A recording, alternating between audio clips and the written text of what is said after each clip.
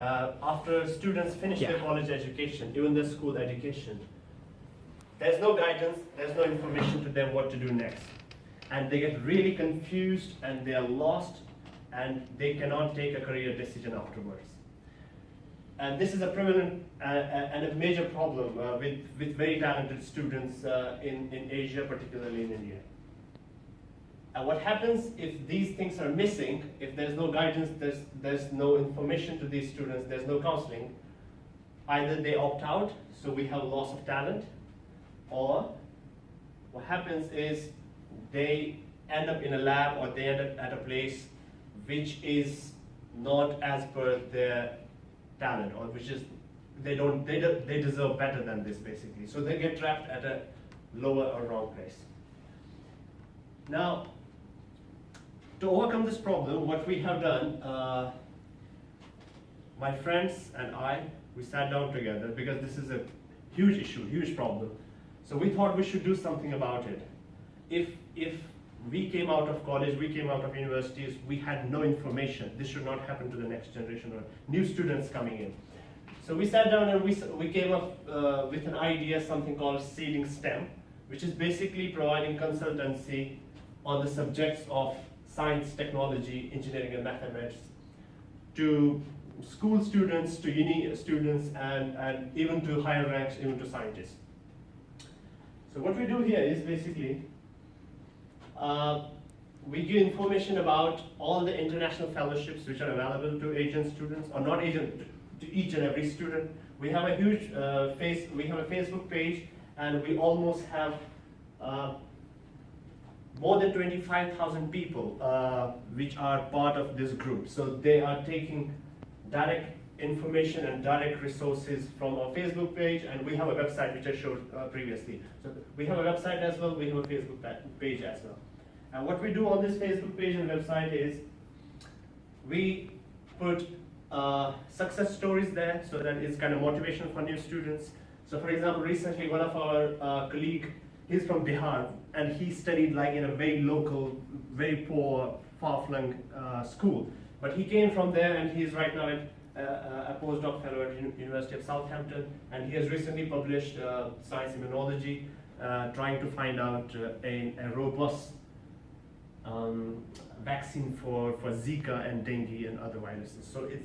So people coming from very low backgrounds and making it big. So we try to highlight these things so that people kind of get motivated to do research and to get into science.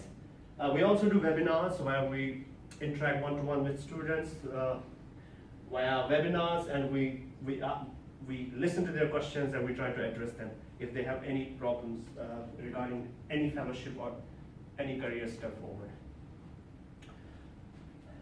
The most obvious thing is we point out to the international fellowships. They can apply to international fellowships, scholarships, and we let them know at what point you should apply and how you should. That's the most important thing. We let them know how you should apply for the fellowship.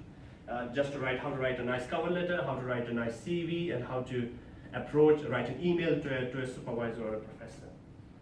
So this is what we do. And also, in addition to all these things, we put promotional videos from the universities. For example, Ghent University, they make these promotional videos. We put it on our Facebook page so that students can straight away, they don't have to search for individual universities. They go to our page and they can look for the universities, the promotional videos, what they are doing, and what kind of departments they have. Does it have a world-class biology department? Does it have a nice mathematics department? So they can choose things on that basis as well. So we have a timeline. It's an expanding thing right now. We have different teams, and the most important thing is we take counseling and career counseling and suggestions only from reputed and well-known people who have proved themselves in that same subject. So if there's a nice scientist for example, this guy I showed you before, he has published good in Zika virus and virology. So he will give information about virology, or like how to find a good lab about virology. So it's like very individual specific, which are highly expert in their field. it's an expanding enterprise, SeedingSTEM. There are like 200 chapters of this in US, 100 in Europe, and 100 around in Middle East and Asia. So we have some examples for example here. Recently, people did like what we are doing right now in Warwick.